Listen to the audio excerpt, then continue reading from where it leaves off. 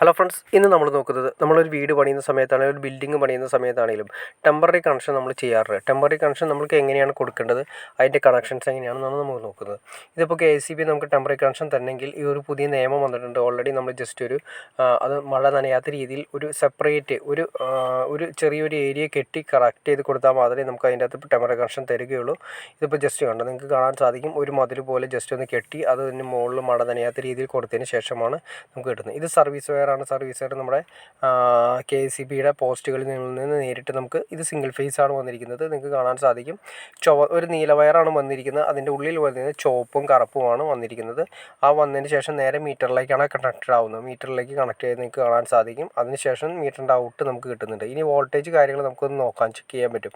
അത് മീറ്ററിൽ ഒരു ചെറിയ ബട്ടൺ ഉണ്ട്. ആ ബട്ടൺ ഒന്ന് പ്രസ് ചെയ്ത് കഴിഞ്ഞാൽ എത്ര വോൾട്ടേജ് കറക്റ്റായിട്ട് കാണിക്കുന്നുണ്ട്. 236 വോൾട്ടേജ് കാണിക്കുന്നില്ല. ജസ്റ്റ് മാറ്റി നോക്കി കഴിഞ്ഞാൽ എൻ്റെ ഫ്രീക്വൻസി, ആംബിയർ, കിലോ വാട്ട്, എത്ര വാട്ട്സ് നമ്മൾ എടുക്കുന്നതൊക്കെ ഡീറ്റെയിൽ ആയിട്ട് അറിയാൻ പറ്റും. അതിനുശേഷം മീറ്ററിൻ്റെ ഔട്ടിൽ നിന്നും ഫേസ് ന്യൂട്രൽ നമുക്ക് വരുന്നത് ന്യൂട്രൽ ലിങ്കിലേക്കും ഫ്യൂസ് യൂണിറ്റിലേക്കാണ് വരുന്നത്. 32 ആംസിൻ്റെ ഫ്യൂസ് യൂണിറ്റാണ് കൊടുത്തിരിക്കുന്നത്. ന്യൂട്രൽ ലിങ്ക് കൊടുത്തിട്ടുണ്ട്.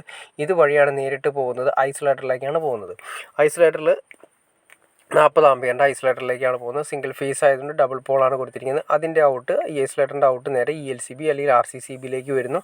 RCCBയിലേക്ക് വരുന്നത് നേരെ അതിന് ശേഷമാണ് ഔട്ട് പോകുന്നത്. ജസ്റ്റ് അതിൻ്റെ മുകളിൽ ഒരു ബട്ടൺ നിങ്ങൾക്ക് കാണാൻ സാധിക്കും. അത് മന്തിൽ ടെസ്റ്റ് ചെയ്യാൻ വേണ്ടിയിട്ടാണ് കൊടുത്തിരിക്കുന്നത്. അല്ലെങ്കിൽ ബ്ലോക്ക്, അതായത് കേടാവാനുള്ള ചാൻസസ് കൂടുതലാണ്. അപ്പോൾ ഇടയ്ക്കൊന്ന് ചെക്ക് ചെയ്യണത് ബെറ്ററാണ്. അതിന് വേണ്ടിയിട്ടാണ് ഒരു ബട്ടൺ എല്ലാ RCCBയിലും കൊടുത്തിട്ടുണ്ടാവും. ജസ്റ്റ് ഒരു ബട്ടണിൽ ഒന്ന് പ്രസ് ചെയ്യാൻ വേണ്ടിയിട്ട്. അതിൻ്റെ ഔട്ട് നമ്മൾ വരുന്നത് നേരെ അടുത്ത സെക്ഷനിലേക്കാണ് വരുന്നത്. ഇനി അതിൻ്റെ അതായത് ELCBയുടെ ഔട്ടാണ് നമുക്ക് എടുക്കുന്നത്. ഇത് നമുക്ക് DP സ്വിച്ച് ആണ് കൊടുത്തിരിക്കുന്നത്. DP സ്വിച്ച് ഫേസ് ന്യൂട്രൽ കട്ടാവുന്ന രീതിയിലാണ് നേരെ മോട്ടറിലേക്കുള്ള കണക്ഷനാണ് കൊടുത്തിരിക്കുന്നത്. അതായത് ബിൽഡിങ്ങിൻ്റെ പർപ്പസും കാര്യങ്ങൾക്കൊക്കെ വേണ്ടിയിട്ട്, അല്ലെങ്കിൽ വീട് പണിക്കൊക്കെ വേണ്ടിയിട്ട് മോട്ടർ, വെള്ളം കാര്യങ്ങളൊക്കെ അത്യാവശ്യമാണ്. അതുകൊണ്ട് മോട്ടറും കണക്ഷൻ കൊടുത്തിരിക്കുന്നു. പിന്നെ ഒരു പവർ പ്ലഗ് കൊടുത്തിട്ടുണ്ട്. പിന്നെ ഒരു നോർമൽ പ്ലഗ് കൂടി കൊടുത്തിട്ടുണ്ട്. അതായത് സാധാരണ നമ്മുടെ ഒരു നോർമൽ പ്ലഗ് എന്ന് ഉദ്ദേശിച്ച് നമുക്ക് അത്യാവശ്യം ചെറിയ കാര്യങ്ങളൊക്കെ ചെയ്യുന്നതിനും, പവർ പ്ലഗ് എന്ന് ഉദ്ദേശിക്കുന്നത് അത്യാവശ്യം നമ്മുടെ ഗ്രാനൈറ്റ് കട്ടിങ് കാര്യങ്ങൾ അതുപോലെയൊക്കെ കൊടുക്കുന്നതിന് വേണ്ടിയിട്ടാണ്. പിന്നെ ഒരു സ്വിച്ച് സെപ്പറേറ്റ് കൊടുത്തിട്ടുണ്ട്. അത് നമ്മളൊരു ഹോൾഡറിന് വേണ്ടിയിട്ടാണ് സ്വിച്ച് സെപ്പറേറ്റ് കൊടുത്തിരിക്കുന്നത്.